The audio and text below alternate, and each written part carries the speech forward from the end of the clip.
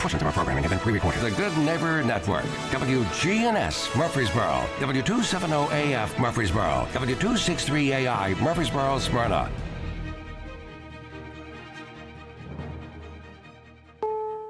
This is CBS News on the Hour, your home for original reporting.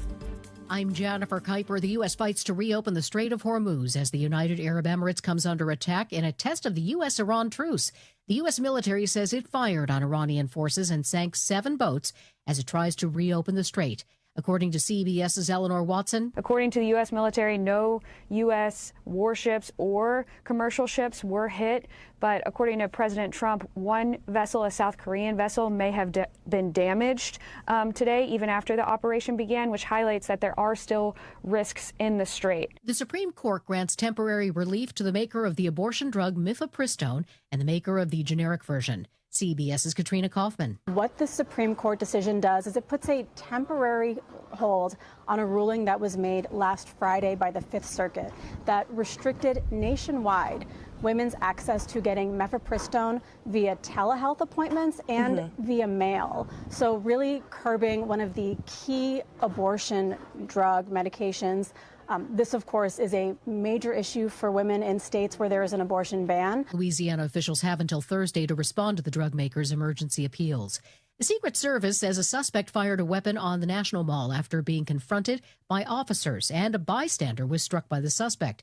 Secret Service Deputy Director Matt Quinn. Not long before this shooting occurred, the Vice President's motorcade did transit through this area. The investigation itself, in terms of the use of force in the shooting, will be conducted by Metropolitan Police Department. A cruise ship with nearly 150 people is waiting for help off Cape Verde's coast in the Atlantic Ocean after 3 passengers died and 3 others are now seriously ill. It's a suspected outbreak of the rare hantavirus. Boston travel blogger Jake Rosemarin is on the MV Hondius. There's a lot of uncertainty, and that's the hardest part. All we want right now is to feel safe, to have clarity, and to get home. California's top insurance regulator says the state is seeking millions of dollars in penalties from State Farm after an investigation found the insurance company violated state law while handling claims from the 2025 LA area wildfires. Dolly Parton has canceled her previously postponed Las Vegas residency due to health challenges, she says in an online video. The good news is I'm responding really well to meds and treatments, and I'm improving every day. Now, the bad news is it's going to take me a little while before I'm up to stage performance level. Parton says her doctors say everything she has is treatable. This is CBS News. What is going on? What's going on here? How is this possible? Great storytelling starts here. Oh, come on. Why? It's time for 60. You know that Big Bargain detergent jug is 80% water, right? It doesn't clean as well. 80% water? I thought I was getting a better deal because it's so big. If you want a better clean, Tide Pods are only 12% water. The rest is pure, concentrated cleaning ingredients. Oh, let me make an announcement. Attention shoppers, if you want a real deal, try Tide Pods. Stop paying for watered-down detergents. Pay for clean. If it's got to be clean, it's got to be Tide Pods. Water content based on the leading bargain liquid detergent. You know that Big Bargain detergent jug is 80% water, right? It doesn't clean as well. 80% water? I thought I was getting a better deal because it's so big. If you want a better clean, Tide Pods are only 12% water. The rest is pure, concentrated cleaning ingredients. Oh, let me make an announcement. Attention shoppers, if you want a real deal, try Tide Pods. Stop paying for watered-down detergents. Pay for clean. If it's got to be clean, it's got to be Good afternoon. We got a couple of accidents out here right now. We're seeing that slow traffic, 65 northbound here, just trying to get past Rivergate Parkway. At times, it's almost at a standstill here, working your way up towards Goodlettsville. Again, a little extra time up through this road work on 65 north at Rivergate Parkway. Heavy pushing to the south now, right on schedule down through Brentwood, Franklin, 65. At least it's moving down through that section of Williamson County. STR Towing and Recovery says call them 24/7 if you need their help. I'm Commander Chuck. You're on time traffic. This is Pastor Nikki Ajapong, lead pastor of Holy Hill Chapel in Murfreesboro. Here are sermons on WGNS every Sunday night at 7:30. Extending the love of God. Reviving the community at Holy Hill Chapel, TN.org. Rutherford weather. Lows level off around 56 tonight under mainly clear skies. Mainly cloudy skies tomorrow. Chance of thunderstorms 76. I'm WGNS meteorologist Derek Height. Currently 82. We do it your way at Sir Pizza. Join the team at Murfreesboro's favorite pizza restaurant. Sir Pizza is now hiring at all 3 locations. Come by and be part of the team at Sir Pizza. We're the Good Neighbor Network, FM 101.9 and AM 1450 Murfreesboro, FM 100.5 Smyrna, audio and video streaming at wgnsradio.com. From the first pitch to the final buzzer, this is where the conversation starts. All sports talk on WGNS and Big G TV, covering the Preps, MTSU, news from Tennessee and nationwide. Now, here's All Sports Talk on the Good Neighbor Network. And a pleasant Monday afternoon to you. Welcome into All Sports Talk. This is Dick Palmer, and glad to have you with us on this Monday afternoon, wherever you might be listening, as I have a special guest in the studio. In case you didn't get enough of us this weekend, by my broadcast partner in baseball, John Callow, is going to join me, and we're going to be talking about the Conference USA season, which only has 2 more weekends to go, and we've got a tournament upcoming. It's going to be at the new ballpark down in Kennesaw, Georgia. So we're kind of looking forward to Middle Tennessee being in the field for the first time in a couple of years. Welcome in, John. Well, I'm glad to be here. I haven't seen you since, yesterday, right? Yeah, and a lot more pleasant today than yesterday afternoon when we signed off. Studio producer Jackson Smith is with us. He's with us on most of our baseball broadcast. And the Raiders just concluded a 3-game series with old rival Western Kentucky on Sunday at Reese Smith Field yesterday, in fact. And Western Kentucky won that game 9-8. A heartbreaker. Yeah, and a couple of really blowout games in the first 2 games of the series, which was a surprise. The Raiders won 7-1 on Friday. Western won 11-0 in a run rule game on Saturday. And yesterday, I think everybody figured that this was going to be a close, tight ball game.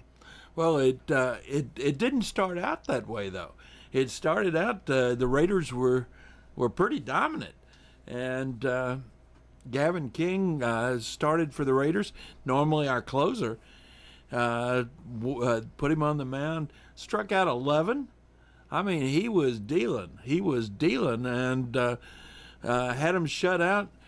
An error on what should have been the 3rd out of an inning opened the floodgates, and I never felt like we quite recovered from that. Yeah, the Raiders jumped out 4-0 early, and King had shut him out going into the 5th inning, and that error with 2 men on base and 2 outs would have been the last out of the inning.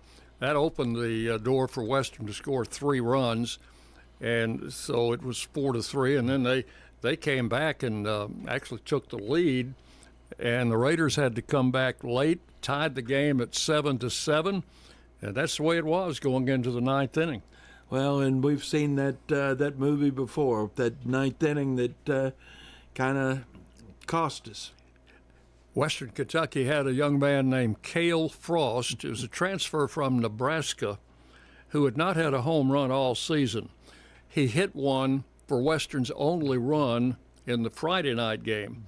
And then yesterday, he hit one early in the game, and then the crusher was a 2-run homer in the top of the 9th inning, which put Western ahead 9-7. And then the Raiders did come back, scored 1 in the bottom of the 9th, and had the tying run at second base when the game ended. Yeah, the problem was we started that comeback in the 9th with 2 outs, so we're already behind the 8 ball. But, you look at this whole season, we haven't been out of that many ball games. I look at the conference games that we've lost.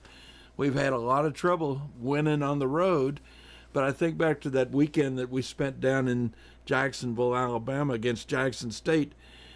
We were ahead late in 2 of those games and could have won the third game. We only lost that one 3-1. So we know we can play with these guys. We just haven't quite figured out how to close it out. Yeah, we had tough trips to Missouri State and Louisiana Tech and Jacksonville, as you mentioned. Raiders were. Well, this conference is more of a 3-tier conference. Yeah. You've got 5 teams kind of bunched up at the top 5 teams in the league in Jacksonville, Liberty, Dallas Baptist, Missouri State, and Louisiana Tech. Those teams are all assured of making the tournament. Then the second tier, which includes Middle Tennessee, Western Kentucky, Kennesaw State, Sam Houston, and I would say New Mexico State. Yeah, New Mexico State is just a game behind Sam Houston. So out of that bunch, probably 3 of those will make the tournament. There are 12 teams in the conference. Only 9 are going to qualify, and you have explained the reason for that on the air with me. But for our listening audience here, talk about why the 9-team tournament. First of all, we don't know really whose idea it was to bring it in, and speculate some. Yeah, though. and to supplant the double elimination tournament that we've been accustomed to, but we have a 3-tiered deal for the tournament, which is brand new. Well, what we're going to do is go to pool play. The 3 teams will be in Pool A, 3 in Pool B, 3 in Pool C. And in that Pool 1, it'll be the 1, 6, and 9 team. In the second pool, it'll be the 2, 5, and 8 team. And in Pool C, that'll be the 3, 4, and 7 team. How they figure that out, I thought I had it figured out once, and then I said, oh, that doesn't make sense. It looks to me like what they're trying to do is get the 3 top seeds into the conference semifinals on Saturday. With 1 extra team. With 1 extra team, and they haven't quite... the best you can get off the Conference USA side, it'll depend on how they play. I think what it's going to be is the best, the top seed still remaining, and it looks like probably 3 2-0 teams, and then a bunch of 1-1s. Well, seeding is going to be very important because it's going to be tough to play out of that pool with a low seed. So is every team assured 3 games or just 2? 2. Every team, everybody is assured of 2. And in Pool A, well, right now, if based on the standings today, we'd be in Pool B with Louisiana Tech and Liberty. If we were in Pool A, we'd be with Jacksonville State, us, and whoever finishes 9th. I'd rather be in Pool A. First, I know we can play with Jacksonville State. We've done it. And if it turns out that New Mexico State is the number 9 team, we've beat them 2 out of 3. So that's where I'd want to be right now. That's not the way it looks. Well, and the final 2 series of the season will determine everything as far as seeding is concerned. Yeah. So the Raiders will be on the road this weekend at Florida International. That's right. They have been pretty decent at home. They have not been good at all on the road. A little bit like our team. Yeah, except just a little bit worse. They're 6-6 at home, 0-12 on the road. Yeah. And then they finished the season. Let's see. I had this all worked out. They finished the season on the road at New Mexico State. So you got 2 teams fairly equal with those 2, and the Raiders. bless their hearts, they just haven't been able to win on the road. They've won one road conference game this season, 1-11, I think. And we haven't had much better luck on those midweek games on the road. No. So until the Raiders learn to win on the road, that's going to be kind of a rough path. But they have it in front of them, and they have it in their own hands to get to that tournament and be able to compete. I'm looking at this week's matchups. You talked about the Raiders going to Miami to play FIU. New Mexico State could find themselves in a world of hurt because they're going to Missouri State. Yeah. You talk about a team that wins at home. Missouri State 9-3 at home. We've been there. We know how tough it is to win up there. La Tech is going to right now they're the 5 seed. They could drop into the 6th spot because they're going to Liberty. And right now, Liberty is the hottest team in the conference. They've won 6 in a row, which means they've been really, really tough. And who do the Raiders play in their last series at home? Liberty. Yes. So we've got to go. I figured that 12 wins get you into the tournament. We've got 10 right now. That means we've got to go take care of business at FIU, knowing that Liberty is coming at our place to finish off the conference season. Right. Not saying that this team is not capable of beating Liberty, because they can play with anybody on a given night. Well, I look at our home record up until the Saturday and Sunday. We were 9-1 at home in the conference. Okay, so I'm not taking anything away from them with their chances against Liberty. You just like to get it wrapped up before they come to town. No doubt. And on a side note, both Jacksonville State and Liberty have been receiving votes in the top 25 polls, and there are several college baseball polls. I guess the D1 baseball poll is the one most people look at. The National Baseball Writers Association has a poll, which I contribute to, and so I've had them in the top 25 for about the last 3 or 4 weeks. Jacksonville, Liberty, and 22 SEC teams? A bunch of SEC teams.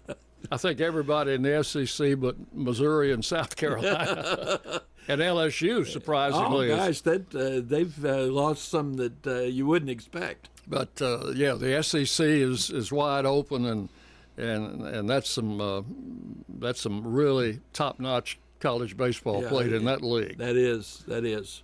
But right now, most of the college baseball polls have UCLA as the number 1 team in the country, and it has been that way since the first week of the season. Well, we'll find out if they get to Omaha, won't we? No doubt about that. All right, you talked about midweek games. Yep. The Raiders haven't had a lot of success on the road in midweek games, and we will go to Nashville tomorrow, weather permitting, to play Lipscomb, a team that we went tooth and nail with them earlier in the season, early in April, won on a late inning rally, I think 5-3. And just looking back at the records, John, and I was shocked to learn that Lipscomb has the overall edge in the series with Middle Tennessee. They've won 35, and the Raiders have won 32 of games previous to. A lot of that probably goes back to Lipscomb's old NAIA days, I would think. Oh, no doubt about that. Yeah. And the teams used to play just about every year because of the proximity of the 2 programs. So, by the way, that game will not be on radio tomorrow night. Jackson, you get a night off. It will be on a live stream, and then everything after Lipscomb will be on radio here on our flagship station, WGNS. So we'll be in Florida, FIU, over the weekend. Correct. Our last home midweek game is a week from tomorrow night. We've got the Tigers from Memphis coming in. Memphis comes in. And then we've got Liberty coming in to finish up the conference schedule. We're running out of home games. That last series, by the way, will be a Thursday, Friday, Saturday game series because everybody will have Sunday off, getting ready for the tournament, which will start the following Wednesday in Kennesaw, Georgia. And we're looking forward to seeing that Kennesaw ballpark. That's a brand new ballpark. And a lot different from my experience last year, huh? Yeah, and I understand that everybody that's been down there has been highly complimentary of the arrangements at Kennesaw. So we're looking forward to seeing that. Yeah. Okay, got some other notes on the conference, which we'll talk about. We're getting ready to take a commercial break, but we'll talk about that when we come back. My guest is John Callow. He's been my broadcast partner for the last 20 years. This is our 20th year for Middle Tennessee baseball. So we've seen a lot of ups and downs, haven't we, John? We have. Early on, we actually went to a regional. And we broadcast that regional years ago from Louisville. Exactly. The Raiders, that's the last time they've been to an NCAA regional. Okay, we're going to take a break, and when we come back, we'll talk more Blue Raider baseball. You're listening to All Sports Talk here on WGNS. Time to salute the Doug Young Educator of the Month, presented by WGNS and City Tile and Floor Covering. We're spotlighting Matthew and Mary Ellen Smith. They are both teachers at Riverdale High School in the theater department. I decided to become an educator after watching my wife for 4 years and working with her, building her sets and doing those things. I really enjoyed working with the students. I absolutely love it. I understand why God put me here because I think I was meant to be an educator. Something that I would like to accomplish, seeing one of my former students actually be on Broadway or in a big movie or a TV show, something so that these other kids can see that it is attainable. I agree with Mary Ellen. That would be really, really awesome, because we would be willing to go travel pretty much anywhere to watch them in that performance. Matthew and Mary Ellen Smith at Riverdale are the Doug Young Educator of the Month, proudly sponsored by City Tile and Floor Covering on Spring Street. Jennings & Ayers Funeral Home has served Murfreesboro families with compassion and care since 1880. As a family-owned funeral home, we're committed to honoring every life with dignity through traditional services, cremation options, and pre-planning that gives you peace of mind. For over 140 years, we've been here when it matters most. Visit JenningsandAyers.com. Jennings & Ayers Funeral Home, honoring life and comforting families since 1880. Every team knows which play can be a winning move. I'm State Farm Agent Andy Womack, here to help life go right by combining your home and auto insurance. Call me today at 615-890-0850. It's a winning move that saves you time and money. Your ride, your stuff. You live with them together. I'm State Farm Agent Andy Womack. It's smart to protect them together, to help life go right. Give me a call at 615-890-0850 and let me help you save by combining your auto and renters. Your 401k is likely one of your most important assets, but it's only one part of a comprehensive retirement strategy. Edward Jones can help you understand how your retirement assets fit into your entire retirement picture so that you can work toward meeting your unique retirement goals. Contact me, Lee Colvin, your Edward Jones financial advisor in the Public Shopping Center on South Rutherford Boulevard, or give us a call at 615-907-7056. Edward Jones, Making Sense of Investing, member SIPC.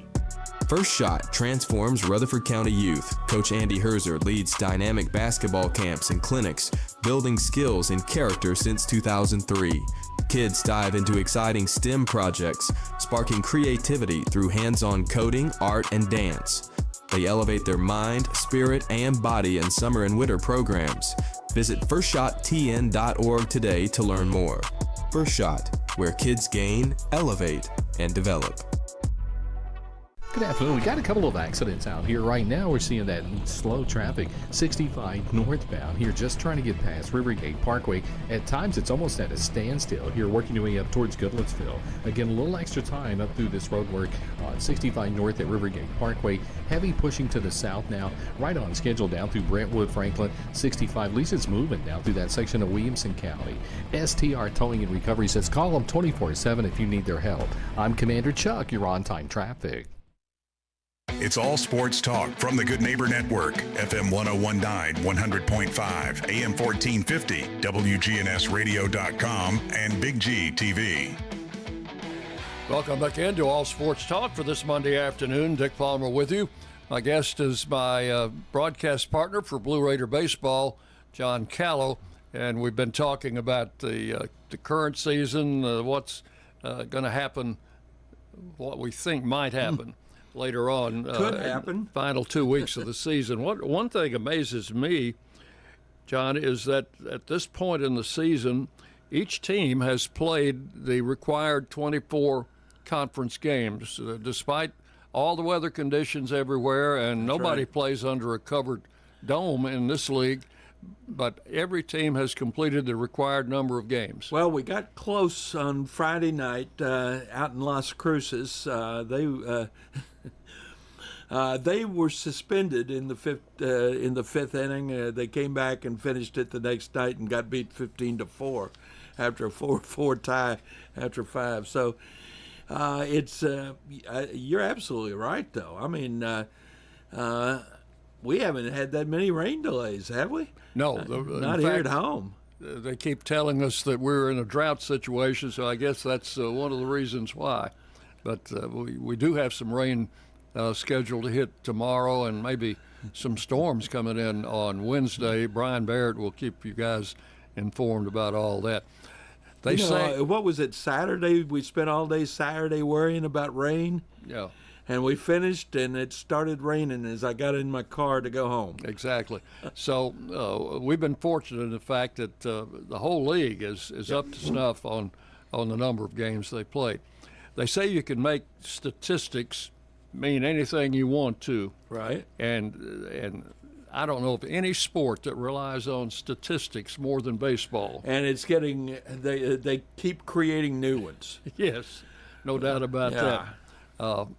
But I was checking the Conference USA statistics, which I haven't done all year, just to get some comparisons, because I think that Kevin Nichols, our hitting coach, does a tremendous job with his team. And as far as hitting is concerned, and Coach Myers, of course, handles pitching end of it, but I was checking, and in the conference, Middle Tennessee is hitting .277 as a team. That's in 24 conference games. Overall, putting the whole season down, they're hitting .281, so they're hitting a little bit better overall than in the conference. That's because we see better pitching. Going to see better pitchers in the conference. As far as pitching goes, the Raiders overall are fourth in the league with an earned run average of 5.12, and in conference games they're fifth with a 5.69, so just about the same in non-conference and conference games. In fielding, the Raiders are ninth overall out of 12 with a fielding percentage of .968. In conference games, they are up a notch. They're eighth with a .970. Coach Steve Peterson told me many, many years ago that in order to be a championship baseball team, you have to field at a .975 clip. Yeah. Now, what that means, that out of 1,000 chances, you make 975 of them without an error. That's tough. That's a .975. Yeah. To give you a comparison, in Major League Baseball, most teams are going to be 996, 997, 992. You know, they're going to be way up there as far as defense. Now, I looked at Liberty, which is one of the top teams in the league. In conference games, they have made 8 errors in 24 games. They have a 991 fielding percentage. That's why they're the hottest team in the league right now. And that is major league caliber baseball, defense. So pitching, defense, hitting, it all goes into the pot. Another hitting stat I wanted to look at was strikeouts. Middle Tennessee, and Coach Nichols told me that they concentrated before the season in fall practice, not so much on technique, but more on deciding what are the best pitches to hit. The fewest strikeouts in the league, Middle Tennessee overall is second in conference games and first in all games. Yeah.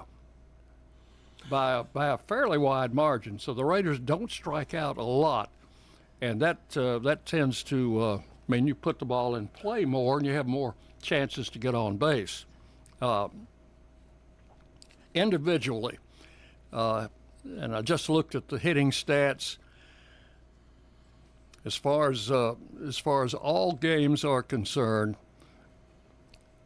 well, let's look at conference games first. Okay. As far as conference games are concerned, freshman Lane Akers is 6th in the league with a .382 average in conference games. Would you say that he is a leading candidate for Freshman of the Year in Conference USA? No doubt about it. Especially keep in mind he wasn't in the lineup the first month of the season? And that's why his overall average is .321, which is 20th in the league, but top 10 in conference games only. Our leadoff man, Owen Nowak, is 10th in the league in hitting at .365. Overall, he's 13th at .331. So those two young men have been pretty consistent all year long. And we saw the best in the league over the weekend, didn't we? Well, I think we did. The kid from Western? Named Arroyos, who was hitting .382 coming into the series, got 4 hits on Saturday, and I think maybe a couple more on Sunday. But so it all plays in. Mm-hmm. You can't lean heavily on one aspect of the game and neglect another. But I think the Raiders have done a good job in all 3 areas. I think you're right about that. You know, someplace else, and I haven't looked at the numbers on this, maybe you did, is walks. And I without checking the numbers, I just feel it in my heart that we're not walking as many people as we were a year ago. No, no doubt about it. And we're not having as many hit batters as we had. The pitching has been just overwhelmingly better than last year. No doubt about it. Even though we moan and groan sometimes about our pitchers, particularly coming in out of the bullpen. Yeah. But overall, the pitching has been what I would say is solid. And even with the loss of a weekend starter in Drew Horn, who injured himself in a freak injury. A half hour before he was supposed to start the Friday night game at Jacksonville State. Injured himself with a freak injury and hasn't been back yet. And I don't know if he's going to be able to come back or not. But even with that, we've had people step up and how about the emergence of Gavin King? It just he's been pretty incredible. And I'm thinking early in the season we were seeing his fastball topping at 91, 92, maybe 93. His fastball's topping at 99 now. And he is throwing 96, 97 pitch after pitch. And just yesterday, in that the first time through the lineup, he was showing mostly fastballs. And all of a sudden he comes back second time, and they're looking at a lot of sliders, and we saw a lot of swing and misses, a lot of watched third strikes. Yeah, Gavin is a mid-state guy. He's from over in, I think he's from Nashville, but he went to school at Liberty Creek, and I think he signed with a Power 4 school, and maybe that didn't work out, and he wound up at Ball State under Coach Jim McGuire, the former Blue Raider coach, and pitched there last year, and has really been a key man. In fact, without him, we wouldn't be talking Conference USA tournament like we are today. I think you're absolutely right about that. All right. Well, what was your highlight of the weekend, John? Well, before we get to that, I want to say something about Coach Mac Hawks out at Oakland High School. Yeah. The words come out that he's retiring. I was there when he first started. Back 37 years ago, I was covering a little high school baseball for the Daily News Journal, and saw Oakland play a lot of baseball games, and he's done just a fabulous job, a great coach, and my hat's off to him. Well, congratulations to Coach Hawks, and he just keeps putting them out there year after year after year, doesn't he? He does. Think of how many of his graduates have played for us at Middle Tennessee. And we've had great coaches in this county for a long time. You've got Revis over at Siegel. Yeah, he won a state championship up at Laverne. Yeah, I was there. They won that game down in Chattanooga at Ingle Stadium. Yeah, the Eagles won what, 3 straight or 4 straight? They've turned into a powerhouse out there. Who would have thought it? Riverdale's having another great year. So high school district play, I think, may have ended. I think we're going to go to the. I think we're ready for regional play think, this week. Brian will have more on that a little bit later. You mentioned the D&J. Yeah. And you were a sports writer there for I was. How many years? 17 years. Not quite as long as you've been on the radio, huh? No, not quite as long. I think the highlight of my career at the D&J, I spent 17 years covering Canyon County football on Friday nights in the falls. So you know the highway between here and Woodbury pretty well. I knew the old road, and I know that the John Bragg Highway is a whole lot easier. Yeah. And not only that, you covered them on the road too, didn't you? Oh gosh, yeah, I've been all. I think the weirdest place I ever went with them was Sunbright. I don't even know where that is. You go out to Harriman, go north, you go through wherever Brushy Mountain State Prison is, and someplace up there close to Kentucky is Sunbright. So was the sun bright in Sunbright? No, it was not.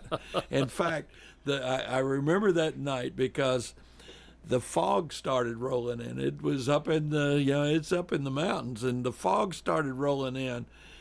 And we went to overtime, and you couldn't see the field. I had to go down on the field for the overtime to see whether or not something was going to happen.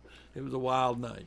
Speaking of fog, the Raiders were in Huntington, West Virginia, a few years ago. Yeah.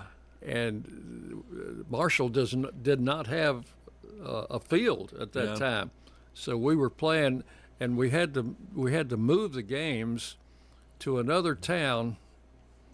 I'm trying to think of the name of that town, but it was up in the mountains. And we got up there and started the game, and it just as you said, the fog started rolling in, and you could not see the outfielders from our perch in the press box. We just had to kind of guess where the ball was going to be hit. And that sounds like what you and I were having to do a couple of years ago before we got our cataract surgery. Yeah, no doubt about that. And I don't know that it's a whole lot better now, but anyway.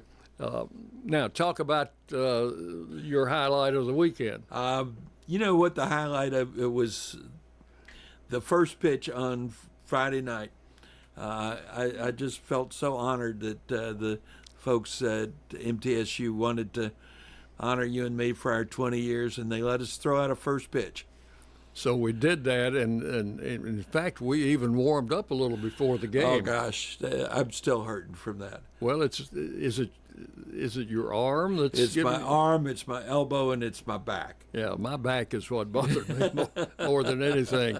But at least we didn't embarrass ourselves out there. We did not embarrass ourselves. You threw a strike, and Dean O'Neill was catching me, and he did a really great job of framing my little bit higher than the strike zone changeup. So, our starting pitcher that night was David Horn, Jr., and he was standing behind us, and I kind of kidded him that he must have taken some tips from us because he pitched to Jim that night. I actually have a video, and I think he was laughing.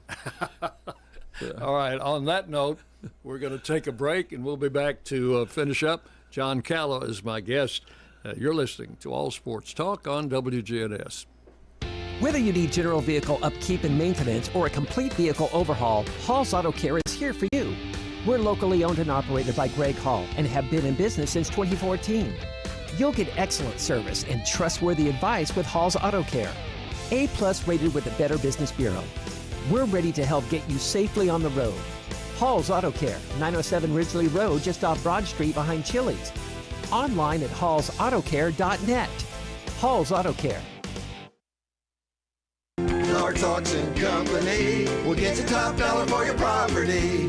Auctions are easy, fast, and profitable. You have a staff that comes to your home. They walk you through it. It's been my experience. What I thought I should get for my home, I got much more for it. Call Parks Auction and Realty or visit parksauction.com. Clark's Auction Company will get you top dollar for your property. Parks Auction Company, committed to auction excellence. Sold it to you, 27.5. WGNS. Our family at Demas's Restaurant are proud to support local emergency responders who put their lives on the line for our community each and every day. This is Peter Demas, and here is this week's Demas's Emergency Responder of the Week. Laverne Police Chief Christopher Mays is Demas Emergency Responder.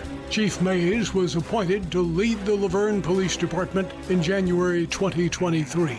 When he stepped into the role, the department had been navigating a difficult period, marked by officer turnover, leadership instability, and public concern. Under Chief Mays' leadership, the department regained community support and strengthened its reputation for professionalism and service.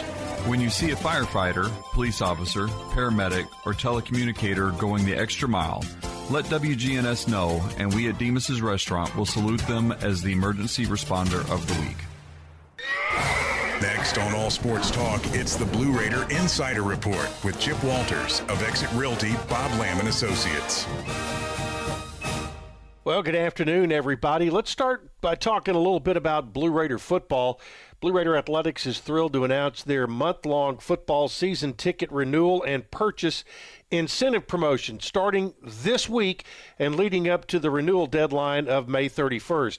Each week during the month of May, 5 season ticket accounts will be randomly selected to win a great prize based on the week in which they were selected. Weekly prizes are as follows. The week of May 4th, an MTSU hat. The week of May 11th, an MTSU polo. The week of May 18th, premium seat upgrade for one game. And on the week of May 25th, an official MTSU football helmet. Simply renew your season tickets by following the steps that will get you in the drawings. You need to go to goblueraiders.com, and it will take you right through that. And you can do that all online on your Blue Raider account, in the app, in your account manager. It's pretty simple.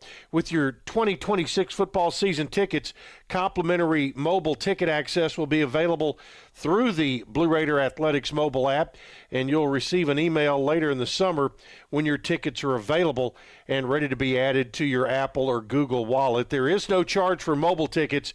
Tickets must be paid in full prior to gaining mobile access. If you're a current BRAA member and prefer printed tickets, they can be provided upon request as a membership benefit. All right, again, go to goblueraiders.com. It's the top story on the page today.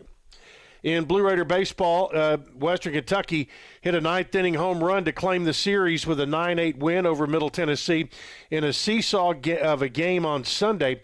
Both teams overcame a deficit in the game. However, it was the Hilltoppers that did it twice to win the rubber match. Blue Raider catcher Tyler Minnick didn't waste any time, extending his on-base streak to 38 games by smashing a 2-run shot over the wall to make it a 2-0 game. Middle Tennessee starter Gavin King got the start and gave up 3 earned runs on 3 hits in 4 2/3 innings of work. Lane Akers started off the Blue Raider half of the 6th inning by hitting his 7th home run of the year to make it 7-5 Western Kentucky. Then Clay Badalak ended up tying the game. Then Owen Nowak tried to get the Blue Raiders back in the game in the bottom of the ninth with another shot there. But the final, Western Kentucky 9, Middle Tennessee 8. The Blue Raiders find themselves right now in 8th place in the conference. Top 9 go to the tournament. Right now it is a battle with Western Kentucky, Kennesaw State, all at 11 and 13. Middle is a game back at 10 and 14. Then Sam Houston is a game back of the Blue Raiders at 9 and 15. They have the tiebreaker on Middle. New Mexico State is 8 and 16 and in 10th place. Only the top 9 go, however. The Blue Raiders do have a tiebreaker with New Mexico State. In Blue Raiders softball, Middle Tennessee fell in its final contest of the season to FIU by a score of 15-2. The Blue Raiders started off as a battle with both teams held scoreless in the first inning, and the Blue Raiders sent 2 runs across the plate to take a 2-1 lead, but the Blue Raiders would not score again. They gave up 14 straight runs to see FIU get the win. The Blue Raiders finished 10th in the league with a record of 7 and 20 overall. The conference tournament in women's softball will be coming up later this week in Newark, Delaware, with the championship being held later on in the week. That's it for today, folks. More tomorrow here on the Blue Raider Network and the Big G, WGNS. It's all sports talk from the Good Neighbor Network, FM 1019, 100.5, AM 1450, WGNSradio.com, and Big G TV.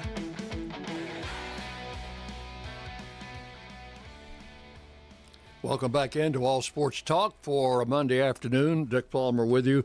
My guest is John Callow, who is our color commentator for Blue Raider baseball and has been for the last 20 years. And John's had a varied career. He's been a coach. He's been a salesman. He has been a newspaper writer. He has worked in city government, and he's now doing some independent work. I think you had something today, didn't you, John? Yeah. When I was at the city, I was managing our community development block grant, which is a formula grant from U.S. Department of Housing and Urban Development. And there are about 1,200 cities across the country who get that. And since I retired in 19, I've been a trainer for an association that has a lot of those cities in it. So was teaching today. And when you're working with the federal government, you have to dot your I's and cross your T's, and it's very, I would say, very some minuscule rules that they have. Shall I tell you about 2 CFR 200 or 24 CFR 570? I would love to know. No, about you don't that. either. Not unless you're needing to go to sleep. But yeah, it's all about. And so there's a new generation coming on, and we're spending a lot of time getting them the training so that they'll be able to do their jobs well. Well, it's all and about serve the public. All about affordable housing. Absolutely, so much of it's about affordable housing and. Which is, I think, rapidly becoming a thing of the past. Oh, gosh, it's difficult. And so without that support, there's a lot of, I think even just here in Murfreesboro, we were able to do some really good things with that federal money to get affordable housing a little farther down the road. Yeah. I had John up with Scott Hall, who's the baseball coach at the Webb School in Bell Buckle, and the reason I wanted them together was because John was the first baseball coach at the Webb School, and the current baseball coach is former Blue Raider assistant. That's right, Scott Hall. So, and he's had a very good season. I think their season came to an untimely end over the weekend. But again, they did a great job. They got into the regional tournament, and I saw them a couple of times. And at least one of their players is Middle Tennessee signee, and he's got some pop. So you'll see him next year, I guess. We would hope so. Yeah. Okay. Tell us about the origination of the nickname because the Webb School in Bell Buckle is called the Feet. We are the Feet. And we are the Feet. Tell us about how that came along. I can tell you because I was actually in the room. I was not responsible for the name, but I was in the room when they became the Feet. Up until 1970, we only played intramural sports. The original Webbs decided that playing against other schools led to hooliganism and all kinds of things. So up until 1970, but the decision was made that we would join the TSSAA and start playing basketball and baseball. We were also playing soccer back in the days when there were only 8 schools in the entire state playing soccer. Sonny Webb, the founder of the school, used to have this lecture that he gave at the beginning of vacations, and he warned the boys of the ropers in the train stations who were going to rope them out of their money. So the original nickname in 1970-71, we were the Ropers, except nobody got the joke if you didn't know about that chapel talk. So the next year, Mike Milholland, who is an old Blue Raider basketball alum. Saw him play, yes. Yeah, Milholland and I were the soccer coaches. He was the head soccer coach. We had been in practice, and we had a new athletic director, Roy Johnson, who had been the principal at Christiana High School and the basketball coach. They closed the school. He ends up coming to work for Webb. And we're sitting around after practice, and Roy says, we really need a new name because nobody understands what this is about. And so we kind of brainstormed it a bit, and all of a sudden Roy says, I got it. We're going to be the Feet, the Webb Feet. And so they are, so we were, and so they are to this day. That's how the name came to be. Roy Johnson. Just a bolt out of the blue, huh? Bolt out of the blue. So what were you doing in the room? Were you teaching there at the time? I was teaching English, and when I went to work up there in the fall of 1970, and I'd heard that they were going to do baseball. So I wrote the athletic director a letter and said, I'd really like to be your assistant baseball coach, because he had played some professional baseball. I was sure that he would be the baseball coach. I heard nothing from him all summer, and I would go to work. First, walk into the office, and he says, well, I got your letter. You're not going to be an assistant baseball coach. He says, you're it.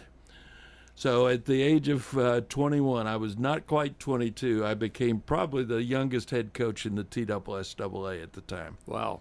But you had coached elsewhere before that. No, that was my first teaching job. Later on, I coached in Georgia. Oh, this is after you left Webb. Yeah, okay. And then I finished my career not as a baseball coach, but as a soccer coach at Newman School in New Orleans, which is where what's that boy that played football up at Tennessee? That Manning kid? The Manning kid, yeah. The Manning kids went to Newman. Unfortunately, one of them had not been born, and the other one was, I think, a year old. Didn't help us a bit. So. During our broadcast, I will occasionally bring out some stuff about baseball history, and I don't think anybody, at least anybody in my knowledge, knows as much baseball history as John Callow. So I'll try to trip him up. You will, I'm sure. Occasionally and throw some stuff at him. But here's some facts of Major League Baseball that happened on this day, May the 4th. Right. All right.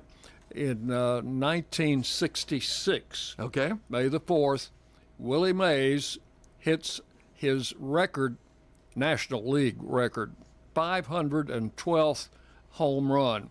Who was the record holder at the time that Willie Mays hit number 512? Mel Ott. You're correct. Mel Ott, coincidentally, was a Giant. He was indeed. He was a catcher. Yeah. Okay, that's great. All right, here's another one. Okay. Let's go to 1980. This is a little more current. Which you're starting to stretch me out a little bit here. All right. Mike Squires. Okay. First baseman for the Chicago White Sox, catches the final inning of an 11-1 loss to the Brewers, becoming the first left-handed catcher in the major leagues since. Yeah. Probably since 1880 or something. Since 1958. Okay. When Dale Long. You're right. You got it. Dale Long, Pittsburgh Pirates, I think. That's right. Who was a first baseman. He was. You know, I had something like that happen in a youth league game when my catcher did not show up, and the only option I had was my first baseman, who was a left-handed kid. Yeah. But I did not have a left-handed catcher's mitt. Now, those things are available. I saw a left-handed catcher out at the ballpark last week while I was watching a youth league game. But left-handed catcher's mitts are kind of rare. They are. So we didn't have a left-handed catcher's mitt. And I talked to my first baseman. He said, yeah, I can catch. I've done that before. I said, did you use a mitt? He said, nah, I just used my mitt. So he used his first baseman's mitt. Well, you know, the new catcher's mitts they look more and more like a first baseman mitt to me than they did that Johnny Bench model that I was using when I was catching in college. So anyway, I told the umpire, I said, look, my catcher's not here. I'm going to let my first baseman catch, but I don't have a left-handed catcher's mitt. Is it okay if he uses his first baseman's mitt? And he said, well, no, you can't do that. I said, well, show me in the rule book where it says he can. Well, you know, these umpires don't ever read the rule book. That's right. I didn't know whether it was in there or not myself. You running a bluff? But okay. But they let him do it until about the fourth inning. And he caught a fastball, and he kind of shook his hand, and the umpire said, that's it, no more, he's going to hurt himself. So he had to come out, and I looked in the dugout. I said, is there anybody who would get behind the plate? And my best player said, Coach, I can catch. I said, why didn't you tell me that before? He said, you didn't ask. So, all right, I got time for one more. Okay. 1981, a relief pitcher named Ron Davis of the Yankees strikes out the last 8 batters for a 4-2 win over the Angels. That tied a record for consecutive strikeouts and set a new record for consecutive strikeouts by a reliever. But whose record did he tie for consecutive strikeouts? You got me on that one. Think about a strikeout pitcher. Well, you mean besides Sandy Koufax or Bob Gibson? How about Nolan Ryan? Oh, well, that'll do it, too. Nolan Ryan's American League record for consecutive strikeouts was 8 and tied by the relief pitcher, Ron Davis. Well, that's going to just about do it for this afternoon. John did well. He got 2 out of 3, I think. I did, yeah. Okay. I was proud of the day along. All right, enjoyed it, John. We'll do it again sometime. We will. All right, John Callow has been my guest, and that's our show for today. Dick Plummer, thank you for joining us. See you again next Monday night on WGNS.